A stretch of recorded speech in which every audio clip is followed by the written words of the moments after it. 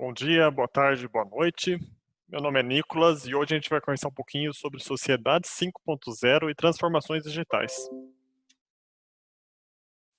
Bom, antes de começar, vou apresentar um pouquinho. Eu sou analista de sistemas com foco em Business Intelligence, que na verdade é um trabalho de extração de dados, consolidação num único lugar e disponibilidade para usuários, para que eles possam avaliar esses dados e trabalhar com esses dados a fim de atender às áreas de negócio. Eu sou formado em engenharia da computação, sou especializado em tecnologia e desenvolvimento de sistemas. Estou concluindo meu MBA em gestão estratégica de pessoas. É, Bom, e por fim, além de tudo mais, eu tenho também um site, uma espécie de blog, onde eu compartilho um pouco de conteúdo de tutorial ou artigos falando sobre algum ponto técnico de tecnologia. Então, eu convido vocês a conhecer também. É, Outra demanda que eu tenho também é ser o pai do Marques e da Mona, os meus colegas de home office, estão aí do lado, né? E, bom, alguns me chamam de nerd, outros me chamam de geek, que é uma forma moderna de chamar de nerd, né? E eu já fui muito conhecido também como menino da informática, mas já faz algum tempo que não me chamam assim. Já não sou mais tão menino, né? Mas como preferir, eu me considero um entusiasta por tecnologia desde que eu me conheço por gente, desde que eu sou pequeno. Sempre abrindo alguma coisa, desmontando, fuçando, sempre que eu posso alguma coisa relacionada à tecnologia. E hoje a gente vai falar então da Sociedade 5.0, né? Então vamos para alguns conceitos básicos. O que é a Sociedade 5.0? É um conceito que foi criado pela doutora Yuka Shikura. Ela tem uma proposta de modelo de organização social com auxílio de tecnologias como inteligência artificial, IoT, Big Data. Então tudo aquilo que tem de tecnologia mais moderna hoje envolvendo o mundo atual, como colocar essas tecnologias voltadas a atender o homem, como o bem-estar do homem como uma prioridade, digamos assim, né? É, Esse projeto é tão bacana que ele tornou-se parte do projeto de ciência e tecnologia do governo japonês em 2016. Então a gente vai ver daqui a pouquinho o vídeo institucional do governo do Japão. Para ficar mais clara a ideia é que entende-se como a expansão dos conceitos de indústria 4.0, mas com uma sociedade, com foco numa sociedade, com foco no bem-estar humano. Então tudo aquilo que a gente ouve, vê em palestras, ouve cada vez falar mais sobre indústria 4.0, que seria uma espécie de indústria inteligente, onde ela se autossustenta, e eu como participante dessa indústria 4.0, eu passo a ser mais um monitorador do processo do que de fato eu estar dentro dele, né? A indústria ela se autossustenta, digamos assim. Todas as tecnologias que estão por trás da indústria 4.0, elas passam a ser importantes e ter um maior foco no bem-estar do homem através desse conceito de sociedade 5.0. A gente vai ver o vídeo institucional e depois comentar um pouquinho mais. The fourth industrial revolution will enable us to create a new society. Artificial intelligence will transform the big data collected through the Internet of Things into new wisdom. Society 5.0, a technology-based, human-centered society. The fourth industrial revolution will raise our standard of living and solve various challenges we face. It will, for example, free us from the stress of driving, allowing us to safely visit anyone, anytime. We will have access to the latest medical advancements at a low cost, no matter where we are. AI and robots will enhance human ability and expand our infinite possibilities, helping us enjoy more fulfilling lives. Society 5.0, for the betterment of human lives.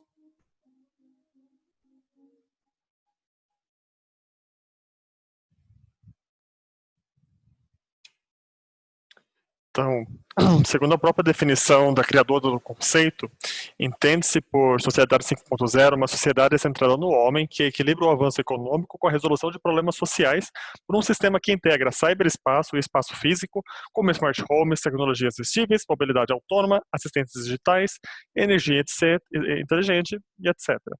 Então, como vocês puderam ver, assim, é um vídeo institucional, lógico que muito, né, uma animação, sem muita explicação, mas é a utilização de recursos autônomos, quando a gente fala inteligente, que existe uma certa facilidade no processamento de informações independente de humanos, isso a gente poderia dizer mais ou menos como inteligente. Todo esse tipo de tecnologia, como que ele pode ajudar no dia a dia do ser humano? E, consequentemente, ajudar na questão econômica, né?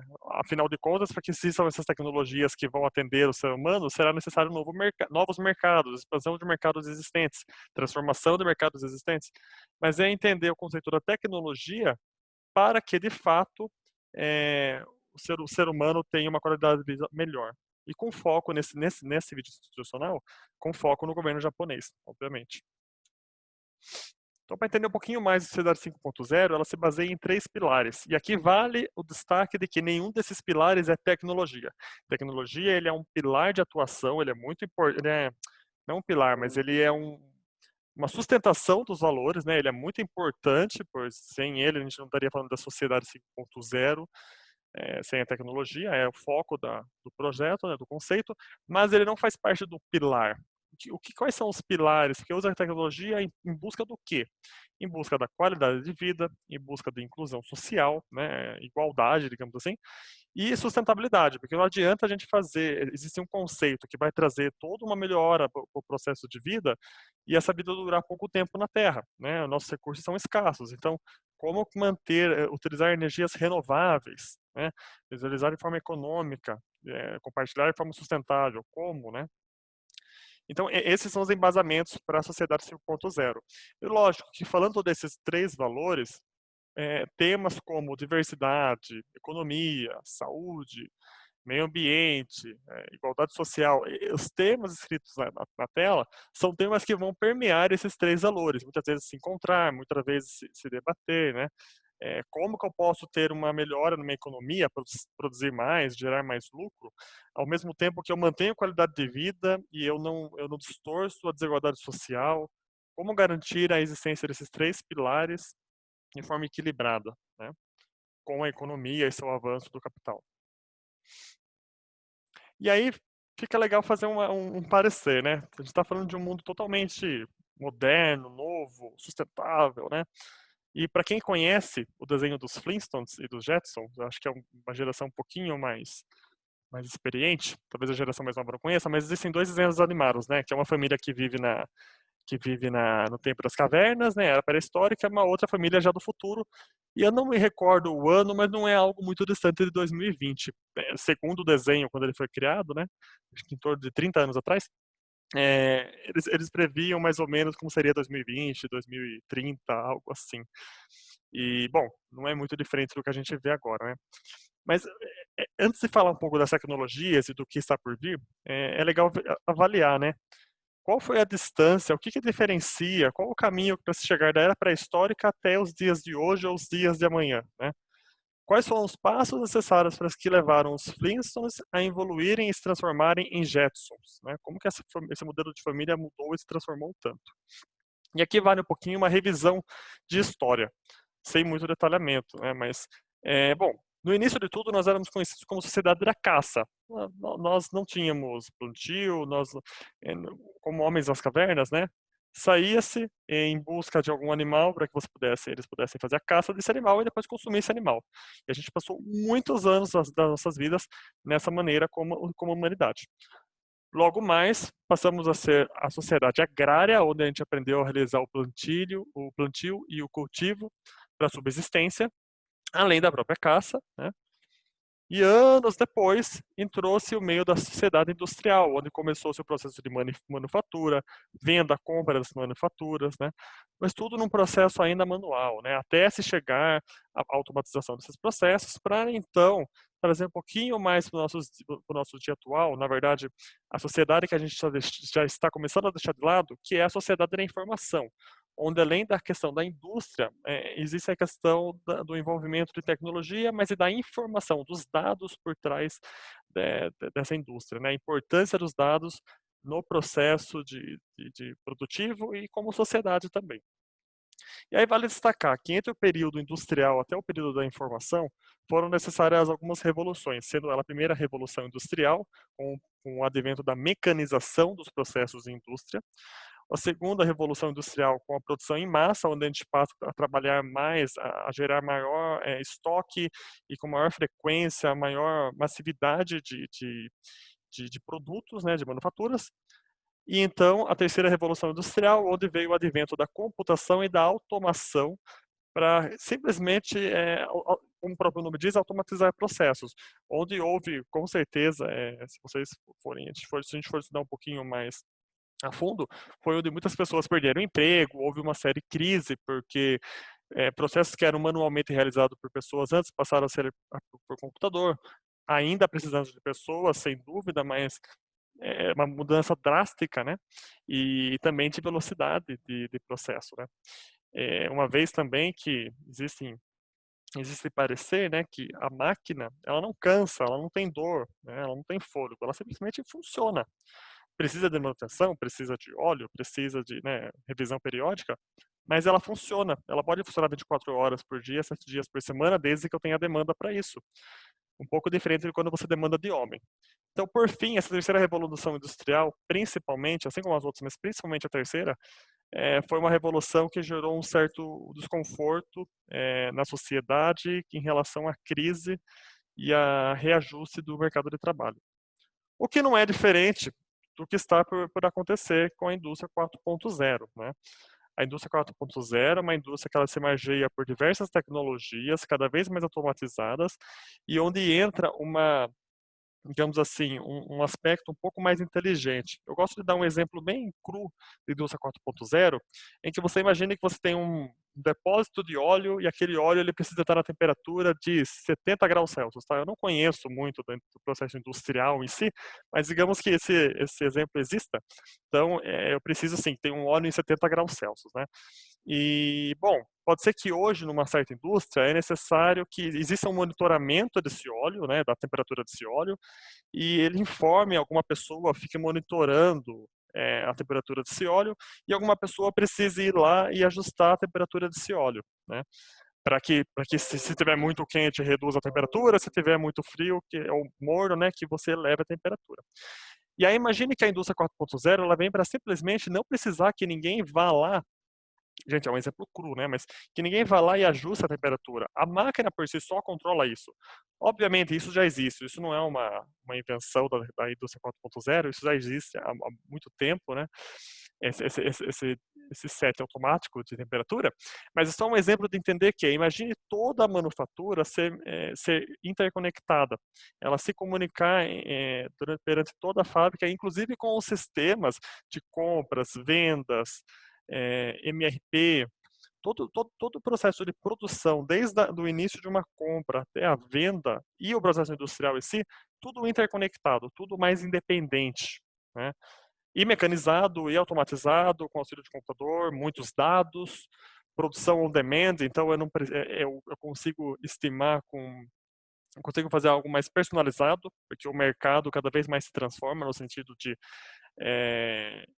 eu tender a não vender somente aquele carro daquela cor, daquele modelo, mas eu começo a personalizar mais e mais o meu carro, ou mais e mais a minha calça, e mais a minha camiseta, e a indústria 4.0 ela vem preparada para se adequar nisso também, né? Então, se a gente for se aprofundar em indústria 4.0, é uma infinita gama de possibilidade, mas entende-se por indústria inteligente.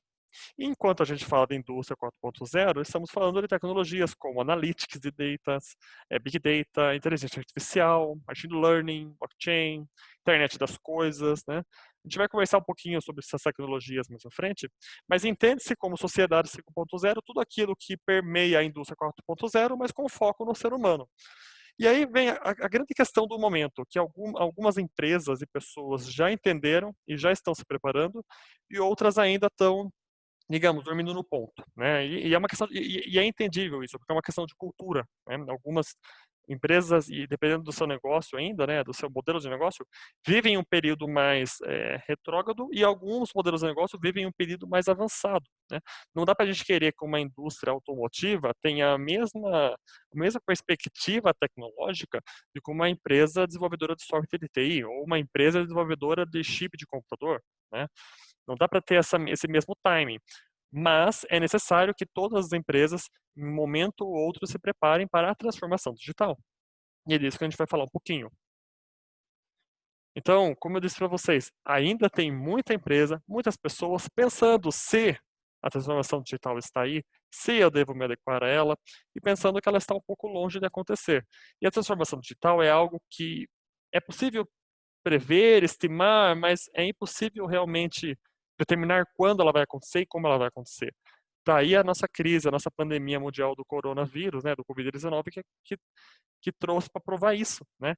Quanto que não se aumentou as vendas e o comércio através de internet e quantas empresas tiveram que se adequar do dia para a noite, colocar toda a empresa em home office tinha empresas que já estavam preparadas e outras não, e quais são as questões de recursos humanos que envolvem isso, quais são as questões de infraestrutura, né? Então, isso precisa ficar muito claro do que é, não é uma questão se vai acontecer, mas quando e como isso vai acontecer e como estar preparado, cada um com seu segmento. Eu gosto de trazer um exemplo da Netflix e da Blockbuster, para mostrar que a transformação digital não é algo de agora, né? Ela já vem desempenhando há algum tempo, a transformação de modo geral.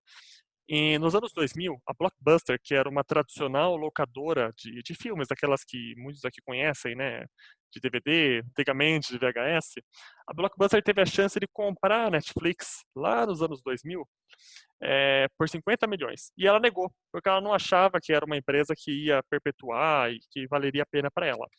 Nesses anos 2000, a proposta da Netflix era entregar filmes alugados para as pessoas nas casas delas, através de entrega. Então, você, por um meio do sistema, por alguma coisa, você falava, eu quero o filme tal, e aí, em algumas horas, alguém vinha e entregava na sua casa aquele filme. E isso era o modelo de negócio do começo da Netflix.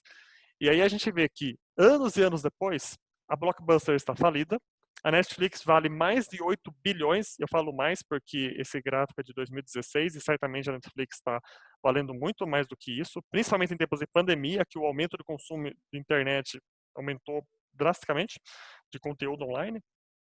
E o interessante é que a Netflix continua entregando o produto que ela prometia no começo, que era um filme, alugar filme nas casas das pessoas, e entregar na casa das pessoas. E ela faz a mesma coisa, porém ela se transformou. Ela transformou o seu produto, mas ela entrega com muito mais eficiência, muito mais velocidade, muito mais alcance, filme na casa das pessoas.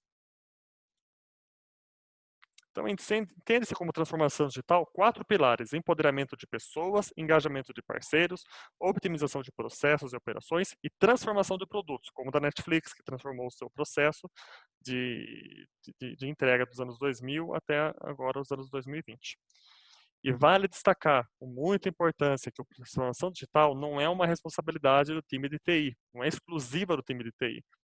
Time de TI, de tecnologia, tem participação sim nesse processo, mas não existe transformação digital sem o envolvimento de toda a empresa, principalmente o RH. Muitas vezes, muitas pessoas pensam, o RH cuida da parte da liderança, da folha de pagamento, né? Das leis trabalhistas. Ok, não é possível ter uma transformação digital, uma agilidade, uma adaptação do modelo sem o envolvimento do RH nesse ponto.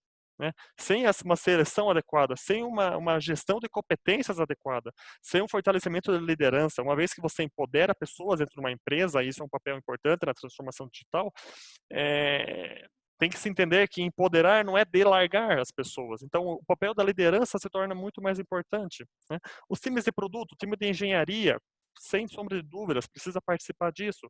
Então, quando você fala de digitalização, de transformação digital, não é algo exclusivamente de TI. O TI suporta. O time de TI, sim, participa cada vez mais de soluções e serviços propostas por empresas, por exemplo, indústria automotiva. Os carros antigamente jamais TI, tecnologia, estaria presente no produto final. Hoje você tem carros conectados à internet, você tem carros conectados, interconectados, você tem já a indústria, o carro autônomo, né? Então, sem sombra de dúvidas, a TI está presente nesses casos, mas antes disso tudo, o TI ele é um suporte para a empresa, mas a empresa tem que estar setada, vamos dizer assim, termo da moda, o mindset da empresa tem que estar focado na digitalização e na transformação. Né? E aí, demonstro aqui para vocês diversos setores, né? Logística, compras, produção, finanças, né? Tudo que trouxer agilidade, dinamismo e preparação para diferentes cenários é de suma importância para a transformação digital. Então, como disse, o IT passa a desempenhar um papel de relevância perante as decisões estratégicas e passa por muitas vezes a entregar parte dos times de produtos e serviços, sendo considerado um importante direcionador na jornada de transformação digital. Ele direciona, ele pode até participar na direção dos produtos, nas decisões de produtos e serviços, de acordo com o negócio, mas ele é apenas um motorista dessa jornada. Todos os outros membros da empresa, da organização, são importantes nessa jornada. Bom, e aí, vamos falar um pouquinho mais da parte que eu gosto particularmente, que é o que está por trás de tudo isso, né? Muita gente se pergunta se é feitiçaria, se é magia, mas não, calma, é apenas tecnologia, né? E vamos demonstrar um cenário bem simples, que eu acho que é bem corriqueiro e certamente você já passou por ele. Você já esteve em algum local com seu celular, precisando ir a algum outro destino, você precisa ir na rua de um amigo, precisa ir numa festa, algum lugar, e você não conhece o lugar, você não sabe o caminho, então você acionou o seu serviço da Google, talvez por voz, ok Google, né? E, bom, esse serviço da Google, e você solicitou a esse serviço da Google a localização de determinado lugar. E o que está fazendo? O seu celular está se comunicando com o serviço em nuvem da Google. Possivelmente, se você usou o modo de reconhecimento de voz, o serviço da Google tem que identificar o que você falou, para que então o serviço da Google se comunique com o serviço em nuvem da Waze. E aí a Waze possa processar essa informação, depois que a Google enviou, e possa devolver, passando pelo serviço da Google também, a localização para o indivíduo que solicitou, né? É uma situação muito corriqueira que a gente percebe a interação de nuvens diferentes, de dispositivos diferentes, né? E aí vale o destaque que não era necessariamente necessário ser através do OK Google ou do celular, podia ser através de uma televisão smart, de um smartwatch, né, de um relógio inteligente, poderia ser através também de um notebook, né? Essas caixinhas de som são cada vez mais presentes no mercado, a Google Now, Google Home, acho que o Google Nest é o novo nome que a Google está dando, Alexa, que é da Amazon, enfim, tem uma série de dispositivos, tem até geladeira conectada na internet, que você pode solicitar algum tipo de serviço. E, obviamente, não só o serviço de localização, mas eu poderia estar pedindo um carro no Uber, querendo ouvir uma música no Spotify, pedir uma pizza no iFood, ou até mesmo assistir um filme na Netflix. E, obviamente, outras nuvens estariam interligadas nesse processo. Tudo isso no nosso dia a dia, nossa vida pessoal, eu tenho total que quase que certeza, 99,9% certeza, que um desses serviços você já solicitou de alguma forma, alguma vez na sua vida. E, bom, por que não enxergar esse processo no meio empresarial, que de fato ele acontece da mesma maneira, no mesmo ciclo, talvez com variáveis um pouco diferentes. Com certeza, é possível solicitar serviços dentro do meio organizacional, pelo computador, por tablet, por celular. Se a gente está falando de uma área hospitalar, por equipamentos médicos, talvez uma linha de indústria 4.0 já mais avançada, através de óculos HoloLens, que são os óculos de realidade aumentada.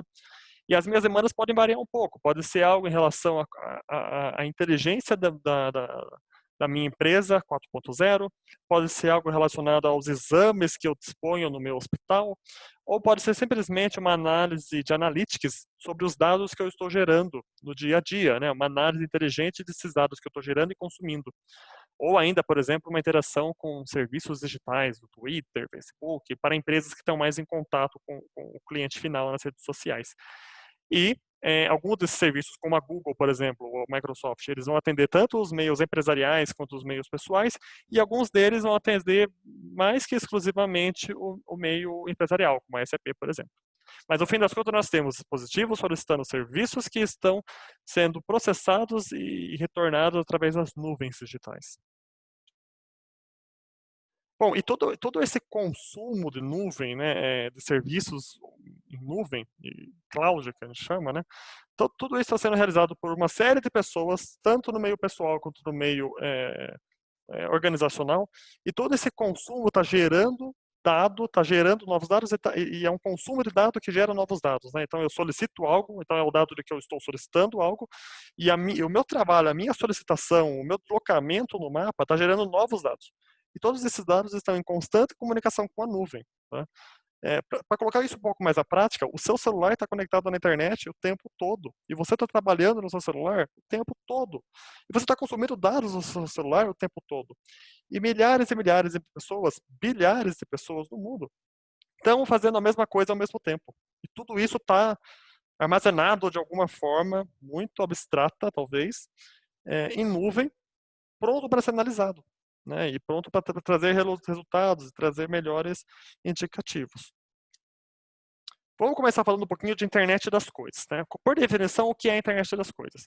São dispositivos conectados direto ou indiretamente à internet que podem ou não armazenar informações, receber ou enviar dados para pessoas e outros dispositivos. Então, como eu mostrei para vocês, no início daquele simples case, né, uma pessoa estava ativando o seu celular para solicitar um serviço do Google. Então, era a interação de uma pessoa com o celular. Ou smartphone, né, o termo mais moderno. E aí esse smartphone faz uma comunicação com a nuvem, né? E essa nuvem da Google fez uma comunicação com o serviço da Waze. E aí a gente está falando da nuvem da Google fazendo comunicação com a nuvem do Waze, que é uma comunicação de dispositivo para dispositivo, ou de serviço para serviço, sem interação humana. Começou-se num ser humano, né, num indivíduo solicitando, mas o resto do processo ele tem intercomunicação em dispositivos online, né, conectados à internet ou à rede de alguma forma. E essas conexões, a princípio, quando a gente fala de internet das coisas, a gente pensa em computador, tablet, mas como eu disse, existem geladeiras conectadas à internet, a Electrolux possui uma máquina de lavar que você pode conectar à internet. Eu tenho aqui na minha casa um ar-condicionado em que eu posso ativar ou desativar o ar-condicionado de fora da minha casa, ele está conectado no meu roteador, né? E são serviços cada vez mais com preço reduzido. Alguns desses serviços um pouco mais caros, mas cada vez mais facilitados. Antigamente você precisava de profissional especializado para configurar esse ar-condicionado, para fazer alguma coisa desse tipo. E hoje você simplesmente compra o ar-condicionado com a função e qualquer um pode configurar. Cada vez mais e mais dispositivos conectados à internet por pessoa no mundo. Salve lembrar que algumas pessoas têm mais, outras não tem dispositivo, muito menos, né? Não tem condição de existência, muito menos dispositivo. Então é uma média que a gente fala. Tem pessoas que têm mais e outras têm menos. Mas em média, é algo em torno de 10 dispositivos por pessoa, por habitante no mundo. E esse número tende a crescer cada vez mais, né? E, de novo, esses dispositivos estão o tempo todo consumindo informação e gerando informação, gerando dados, que é o que a gente chama, e você já deve ter ouvido falar, do Big Data. O que é Big Data, por definição? Capacidade de trabalhar-se com altos volumes de dados, estruturados ou não, geralmente armazenados em chamado data lakes, disponibilizados para toda empresa para livre consumo. Então, pensando na perspectiva organizacional, os data lakes eles vão estar mais disponíveis em perspectiva organizacional. O data lake ele é o lugar, é o sistema, é a capacidade de infraestrutura onde os dados vão estar armazenados. Esse acúmulo de dados que eu tenho cada vez mais diferente, vindo de diferentes direções, vão ficar armazenados em data lakes.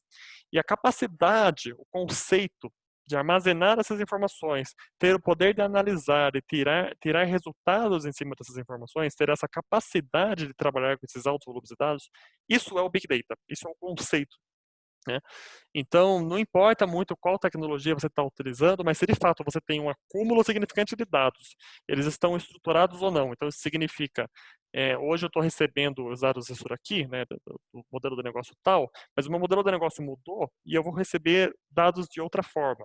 Isso é estruturado e não estruturado. Eu tenho dados diferentes vindo de diferentes direções, vamos dizer assim. Então, o fato de eu ter esse lugar de armazenamento e trabalhar com esses dados e tirar resultados produtivos para a minha empresa, né, significantes para a minha empresa, organização, isso significa estar aplicando o conceito de Big Data. E toda essa Big Data gera um acúmulo incrível de informação, né? Para quem conhece um pouco os termos dos megabytes, terabytes, petabytes, né? É muita informação, não é um computador comum que pode armazenar isso, são servidores, e esses servidores, quando eles fazem esse armazenamento, geralmente em meios de tecnologia, são necessárias grandes salas, grandes computadores, alta refrigeração, frequente manutenção desses computadores, enfim, backup, né, a realização de réplicas de segurança daquela informação, uma vez que eu tenho informações importantes da empresa, né, ou do meu modelo de negócio ali, naquele local, eu preciso ter réplica dessas informações. Tudo isso gera custo e complexidade e tempo. E é por isso que existe o conceito de cloud computing, que nada mais é do que serviço de computação baseado na internet que oferece recursos de processamento tecnológico, seja para hospedar sites, aplicativos, serviços online ou até mesmo computadores virtuais. Então, o serviço de computação é tudo isso que eu falei, né, mas gerenciado num único lugar ou em diversos lugares no mundo. Então, a Microsoft ou a Amazon, a Google, eles possuem diversos lugares no mundo onde eles possuem enormes áreas com computadores, tamanhos de estádios de futebol, maior que estádios de futebol, onde tem computadores gigantescos, uma junção de computadores gigantescos num único lugar. Eu falo distribuídos no mundo porque eles têm uma planta na Sul América, uma planta no Norte América, uma planta na Europa, que é justamente elas estão se replicando. Isso significa que se pegar fogo num lugar, eu vou ter a mesma informação disponível em outro lugar, né? E você tem esse excesso de informação, esse excesso não, mas esse amontoado de informação armazenado em nuvem. Então, quando nós dizemos em nuvem, é que eu aqui da minha empresa ou eu aqui da minha casa, eu estou manuseando informações que não estão fisicamente aqui, mas estão em nuvem, elas estão em algum lugar na internet, né? E o mais legal da cloud computing, tudo isso tem um custo, né? Mas um custo ele fica terceirizado para quem provê o serviço de cloud computing. Então, eu pago eu pago o custo da memória que eu estou usando, eu pago o custo, a manutenção das máquinas, é subentendido que aquela máquina está tendo manutenção por parte do meu provedor, né? Não preciso eu pagar a manutenção. E o legal do Cloud Computing é a escalabilidade. Um exemplo bem claro, Black Friday. Tá? Então, eu tenho uma empresa, um site de submarino, por exemplo, né? Eu não estou ganhando nenhum merchan por falar o nome de empresa aqui, mas enfim, Submarino, ela tem, digamos que ela tem um pico, um tempo de venda normal durante o ano, né? Ela vende até aqui, né? A quantidade de pessoas e fluxo de venda que ela tem. E chega no período de Black Friday, quando nós temos boas Black Fridays, não é sempre o caso, mas no geral no Brasil, não exclusivo no Submarino, mas quando nós chegamos no Black Friday, a tendência de compra passa a aumentar. E a tendência de tráfego, de pessoas acessando ao mesmo tempo, de cliques ao mesmo tempo, passa a aumentar. E se você não tiver um computador que aguente isso naquele momento, o sistema vai cair e ninguém mais vai conseguir comprar. E aí o seu concorrente vai vender no teu lugar. Então, a Cloud Computing possibilita a Submarino, por exemplo, que no período do Black Friday, ela simplesmente fale, não, esse computador aqui não vai ficar com 64 GB de memória. Eu quero que nesse período ele fique com 128 GB de memória, ou seja, possibilite maior tráfego, maior pessoas simultaneamente no site, e eu vou pagar um pouco mais por isso, mas pelo menos eu vou garantir a disponibilidade do meu serviço, do meu site. Então, esse é o conceito de escalabilidade. Eu consigo trabalhar em diferentes períodos do ano, diferentes períodos do mês, por exemplo, quando eu tenho maior uso ou menor uso. E aí os modelos de venda são diversos. Eu posso ter venda fixa, valor fixo, posso ter on demand, que é conforme o uso da plataforma, enfim, são diversos, né? Bom, e aí a gente falou, né, tem esse amontoado de informação que bilhões de pessoas usando ao mesmo tempo e tudo armazenado em nuvem, e eu falei de usar essas informações para criar grandes resultados. Como, né? Se com uma série de arquivos Excel no nosso computador a gente já não consegue analisar muita coisa, como que eu vou analisar um amontoado de petabytes de informação gerados por muitas e muitas pessoas, né? Seria esse o monster of data, né? Não o big data, mas o monster of data. E aí que entra a capacidade do Analytics, né? O Analytics, por definição, seria a capacidade de interpretação de dados através de análise e raciocínio sistemático, que resulta em processo de tomada de decisão eficiente, robustos e assertivos. Então, isso significa, na prática, que quando eu tenho um amontoado pequeno de dados, eu mesmo consigo abrir esse dado, fazer uma análise, ordenar, filtrar e tirar conclusões. Falar, olha, eu tive maior venda aqui, né? Nesse mês eu tive maior venda. Mas perdão, quando nós temos um acumulado de dados massivo, centenas de colunas, milhares de linhas, essa análise humana ela tende a ser mais difícil e com certeza menos assertiva e muito menos robusta, né? Se eu não tiver uma máquina boa, vai travar, e por mais que eu tenha a máquina do milênio, assim, a melhor máquina, eu não vou ter capacidade humana para analisar aquilo.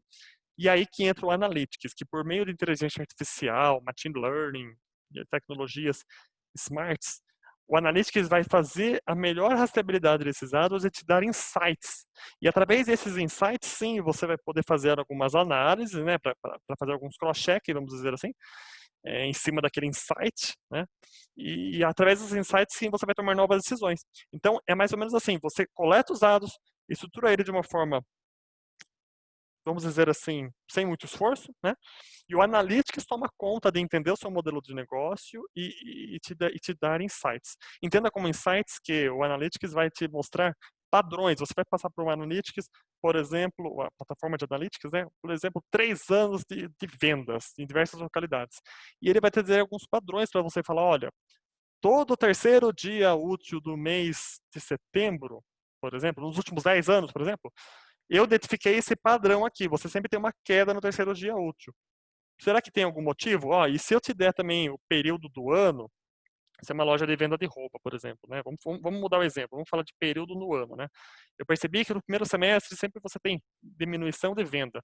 Ó, será que é porque esse primeiro semestre do ano, esse primeiro período do ano, as suas roupas são de calor e a temperatura está fria, então você não vende?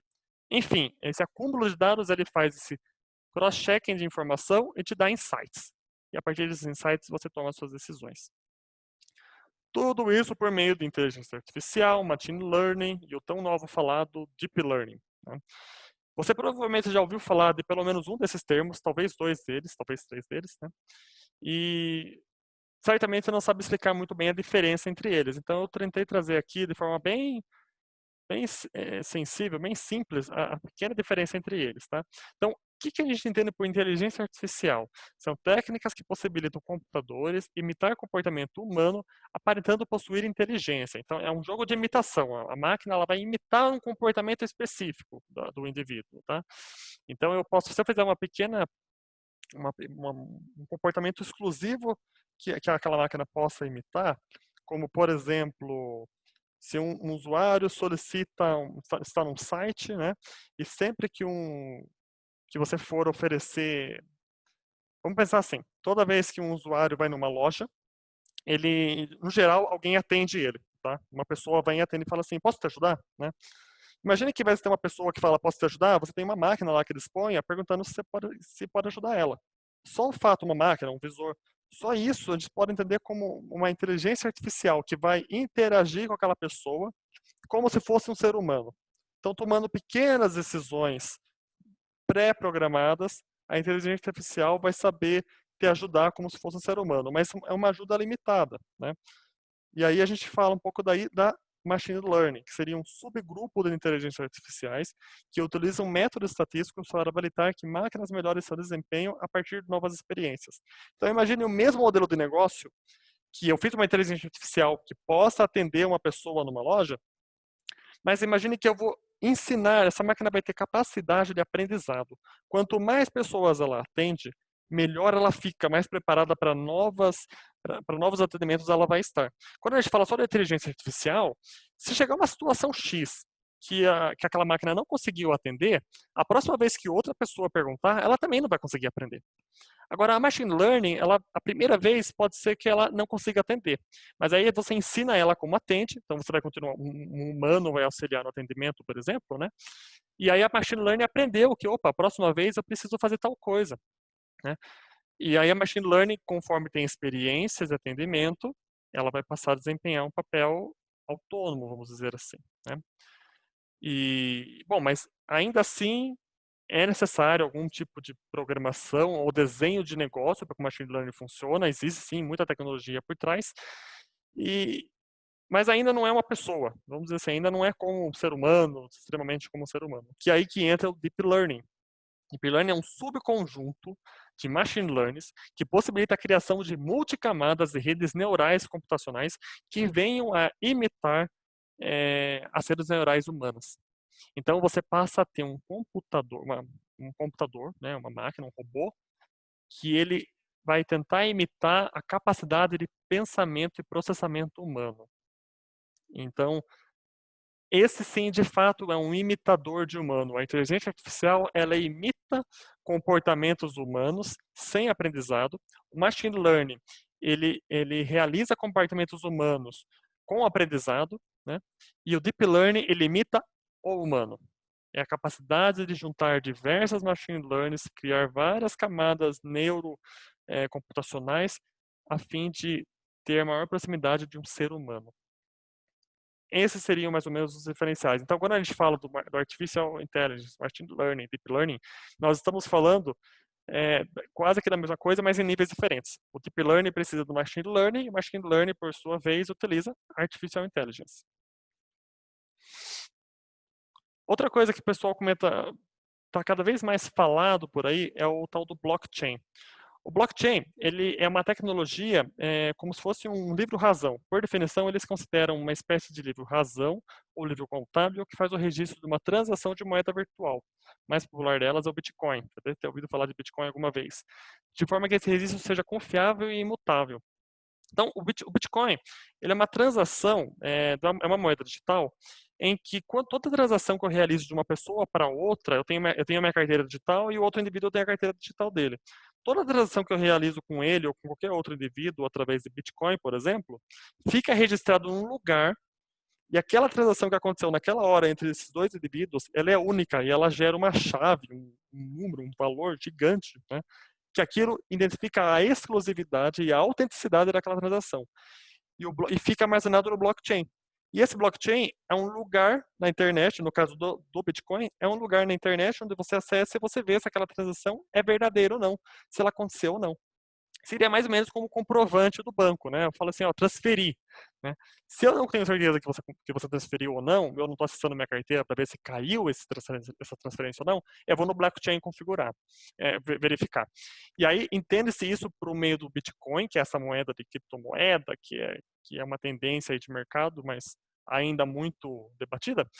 Mas o blockchain pode ser implementado talvez dentro de uma empresa para processos fiscais, né? Para comprovação de processos fiscais, por exemplo, os processos produtivos, toda transação que tem dentro da empresa, dentro da própria empresa ou até mesmo para fora da empresa, poderiam estar sendo registrados em blockchains, garantindo a autenticidade, evitando fraudes em cima de processos e de forma transparente para todos, né? Ponta a ponta, tanto quem está emitindo quanto quem está recebendo. Né? Então, o blockchain entende-se como uma espécie de livro-razão em que você pode ter autenticidade e confiabilidade no processo de transação. E, não menos importante, e nem um pouco novo, né, um assunto muito falado há muito tempo, as energias renováveis. Energias renováveis são provenientes de fontes naturais e que são naturalmente reabastecidos, como o sol, vento, marés e geotérmicas, energias que são geradas através de calor. Né? Elas são renováveis, elas não emitem gases de efeito estufa no processo de geração de energia, tornando-se uma solução mais limpa e viável para evitar a degradação ambiental.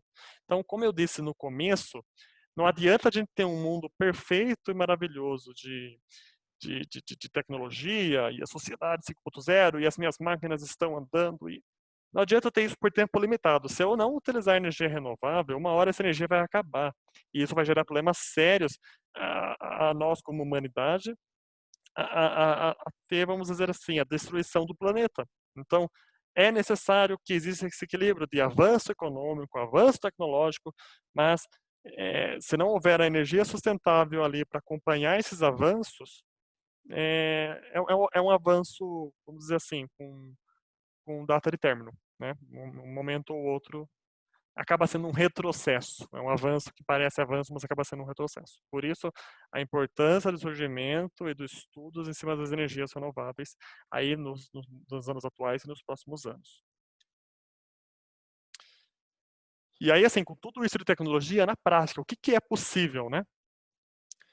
Já é possível em tempos de pandemia, por mais simples que pareça, a telemedicina, onde está sendo feita algumas consultas através de celular, de dispositivos de câmera e vídeo, mas já existem possibilidades de realizar exames à distância.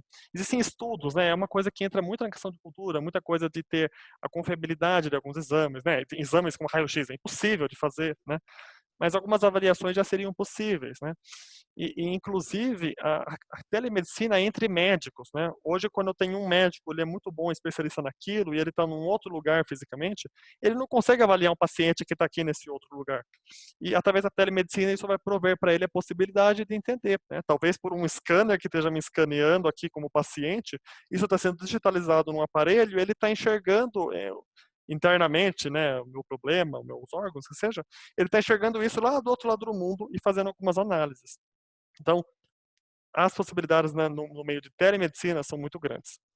Drones, né, já é utilizado para câmera, para vídeo, para cobertura de evento, né, mas já é utilizado em outros países, principalmente Japão, China, para entrega de mantimentos. E no Brasil, recentemente, o iFood conseguiu uma aprovação nacional para começar alguns estudos, alguns testes de entrega de alimento através de drones. Então, entende-se que num futuro médio prazo, talvez, não será mais motoboys, ou talvez não serão somente motoboys entregando nossos alimentos quando solicitar um iFood ou outro serviço, mas drones, vir na sua porta da sua casa, colocar o alimento e ir embora. É muito abstrato de pensar, mas os carros autônomos, que eu acho que é um exemplo dos mais conhecidos, em que não precisa de um motorista, né? Então hoje você chama um Uber, vem um motorista e você entra no carro e ele te leva para algum lugar. Mas imagine uma possibilidade que você vai chamar um Uber e não vai ter um motorista, né? Você simplesmente vai entrar no carro e vai para o lugar desejado. Ou você vai ter um carro que é o seu carro autônomo, que você vai para o trabalho e você vai estar trabalhando ou vendo e-mails ou lendo um livro, numa viagem, por exemplo, e o carro está dirigindo para você. Chatbot. Chatbot é um pouco do que a gente já tem hoje quando você liga numa operadora de internet, por exemplo, e um robô te atende, né? Só que o robô que atende você geralmente não é um robô muito inteligente, ele é meio que pré-programado para entender o que você falou e te dar algumas alternativas. Mas a tecnologia de chatbot é uma forma de você tornar esse robô mais inteligente através do machine learning, que é através da experiência, ele vai compreender mais e vai te entender melhor. Também, onde hoje são pessoas que atendem, possivelmente possam ser robôs te atendendo ou por telefone ou pelo chat do site que você está acessando, ou pelo WhatsApp, tem um robô por trás te respondendo. Enfim, isso são as tecnologias de chatbot. RPA é um processo de automatização de processos manuais. Então, existe uma tecnologia responsável por automatizar processos manuais. Tá?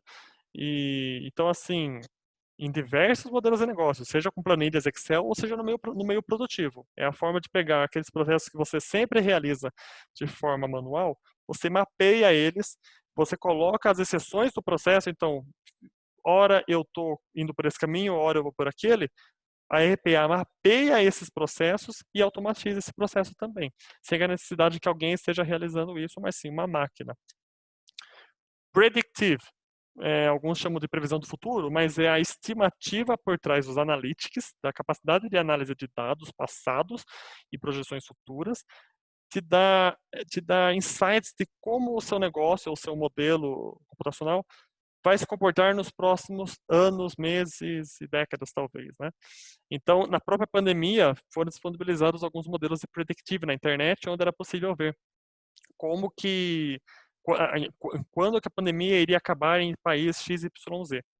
Porém, quanto menos informações eu tenho, menos assertivo vai ser meu predictive. Quanto mais informações de diferentes perspectivas eu tenho, maior vai ser a assertividade do predictive. Não é previsão do futuro, mas é uma estimativa muito, muito assertiva. E uma estimativa que um ser humano, simplesmente utilizando esse amontoado de dados, não conseguiria fazer de uma forma rápida com tanta assertividade. E aí nós temos os dois que eu gosto de comentar um pouco ao mesmo tempo, o realidade aumentada e o realidade virtual. Entende-se por realidade virtual aqueles óculos, né? Alguns você já devem ter visto ou usado, um óculos que você coloca e conforme, acho que a da Samsung tem também esse óculos, você pode pôr no celular, você coloca e você fica imerso 100% num mundo que não é o real. Então você vê um lugar, você vê lugares, você vê pessoas, você interage com alguns dispositivinhos, com controles na sua mão às vezes, mas conforme você mexe a cabeça, você está ouvindo o som e você está vendo um outro ambiente. É uma imersão 100% virtual. E nós temos a realidade aumentada também, que é um outro dispositivo, um outro óculos. No caso da Microsoft, eles têm o HoloLens, que é muito famoso, eu já tive a oportunidade de experimentar, inclusive, que esse óculos, ele é, vamos dizer assim, ele é transparente, eu enxergo, eu continuo enxergando o meu meio, mas através dele são criados modelos tridimensionais que se convergem junto com o ambiente real. Então isso, acho que essa imagem exemplifica um pouco. Imagina no meio industrial, onde eu estou manuseando uma máquina, né? E eu estou com uma dúvida. E eu tenho um assistente lá na China, né? Que ele pode me ajudar. Então, ele vai ver a máquina e ele vai aparecer aqui. Então, enquanto eu estou manuseando, eu não preciso ficar olhando no computador, não. Ele está aqui, né? E ele pode até mostrar para mim a ferramenta. Olha, pegue essa ferramenta, vai aparecer a ferramenta aqui para mim, eu vou procurar. São imersões aumentadas, que aumentam o meio real através de elementos virtuais. Então, e eu diria para vocês que os dois são muito promissores, mas eu acredito que a realidade aumentada seria a mais promissora nos próximos anos.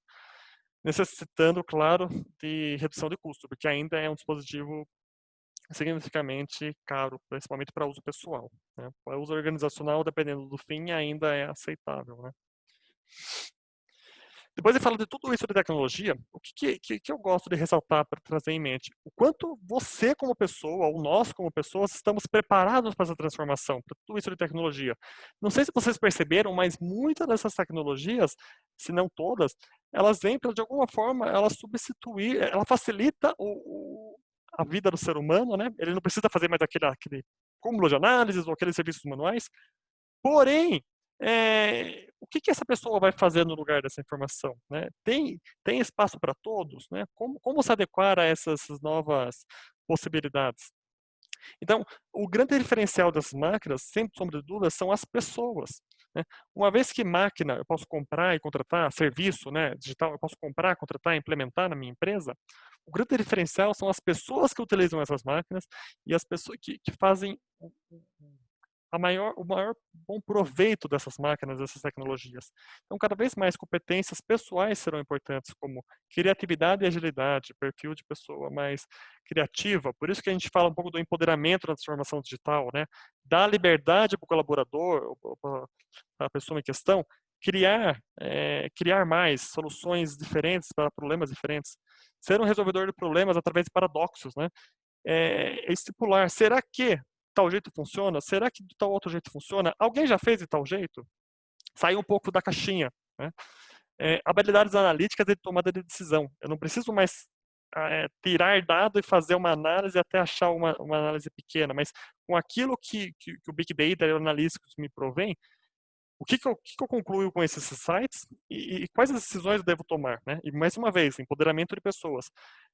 Não tem chefe suficiente para tomar decisão. Muitas decisões precisam ser tomadas pelas próprias pessoas que estão ali no dia a dia, né? Então, tomada de decisão é importante. Analisar para tomar a decisão correta é importante no perfil dos próximos profissionais. Espírito empreendedor, né, que tá um pouco ali com a criatividade. O que eu posso criar? O que eu posso usar com tudo isso de ferramenta que tá advindo aí nos próximos anos? O que eu posso prover para a empresa para melhorar? O que eu posso prover na minha vida para melhorar, né?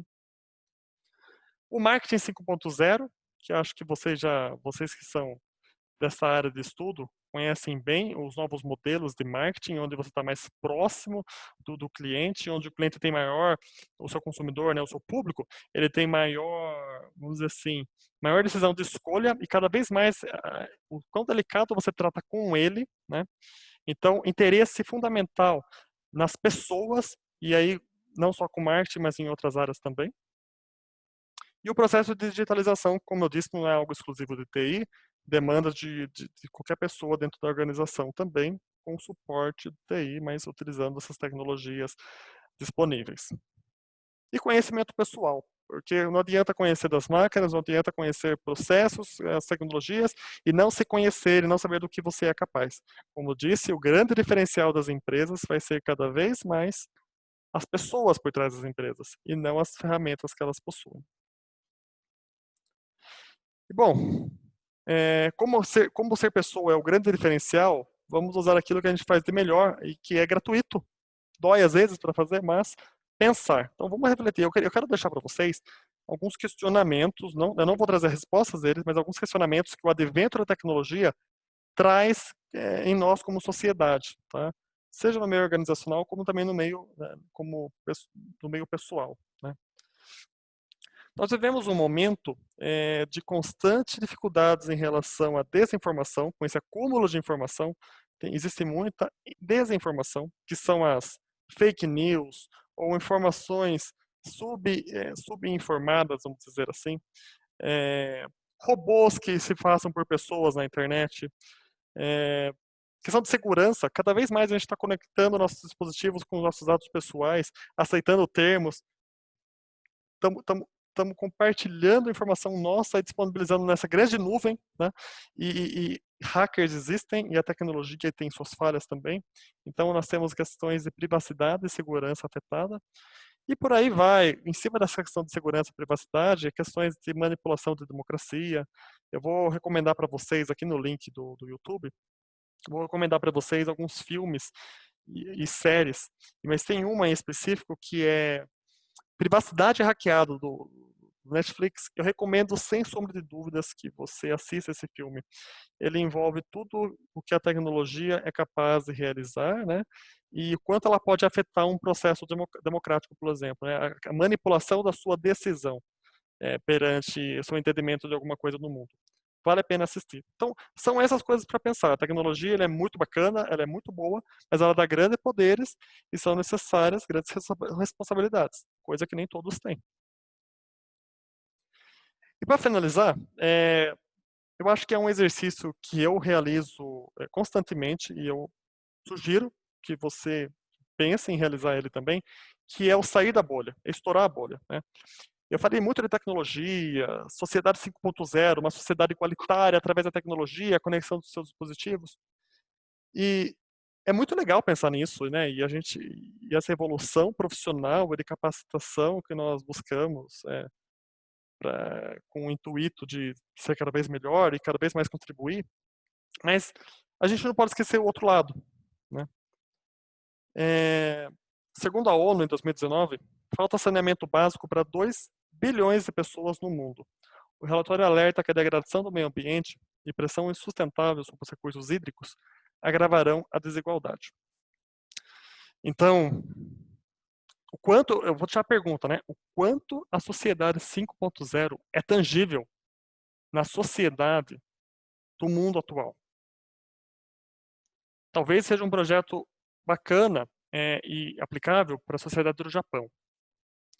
Mas enquanto nós estamos tendo progressos da indústria 4.0, amanhã nós vamos ter a indústria 5.0, né? E se hoje é a sociedade 5.0 que a gente está falando, a gente vai estar falando de uma super mega sociedade. O quanto nós estamos tendo avanços econômicos e quanto nós estamos deixando de lado algumas outras situações, enquanto as situações gritam por resolução. Eu não tenho a resposta para esses problemas, eu me questiono disso sempre que eu posso. Eu tenho atitudes que eu realizo pessoalmente, que de alguma forma eu acredito que podem ajudar ou não, mas a gente não resolve o mundo, obviamente.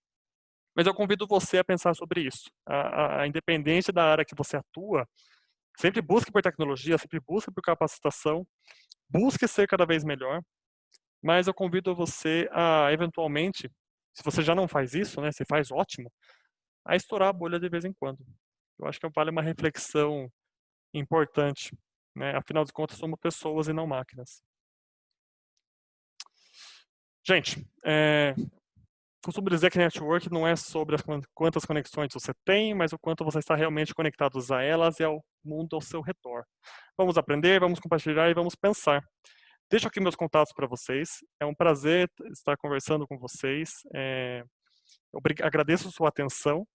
E qualquer dúvida, qualquer sugestão, estamos aí. Por favor, entre em contato e não deixe de consultar o meu site. Pode me seguir nas redes sociais e vamos manter contato. O que eu puder ajudar você de alguma forma, eu estou à disposição. Bom, obrigado, bom dia, boa tarde, boa noite e até mais. Tchau, tchau.